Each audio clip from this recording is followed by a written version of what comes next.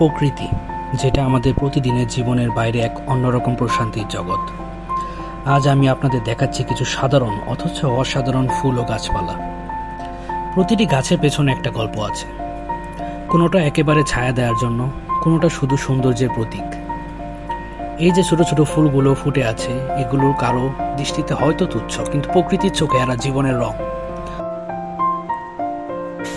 একটা ফুল ফুটে থাকা মানে শুধু একটা রং নয়, তাতে একটা জীবনও আছে, একটা আশা আছে, একটা নতুন ভোরের গল্প আছে।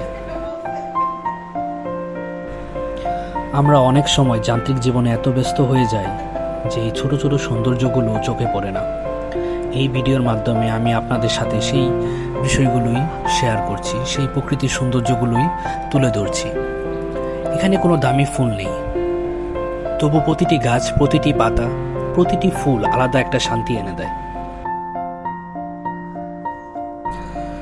চোখ বন্ধ করে যদি শ্বাস নেন, এই গন্ধ, এই বাতাস, সব কিছু মিশে আছে প্রকৃতির ভালোবাসা। দর্শক, সময় করে কখনো একদিন এমন কোনো জায়গায় দাঁড়িয়ে প্রকৃতির সঙ্গে একাত্ম হয়ে যান। মনে রাখবেন, প্রকৃতি আমাদের সবচেয়ে বড় শিক্ষক, সবচেয়ে বিশ্বস্ত বন্ধু।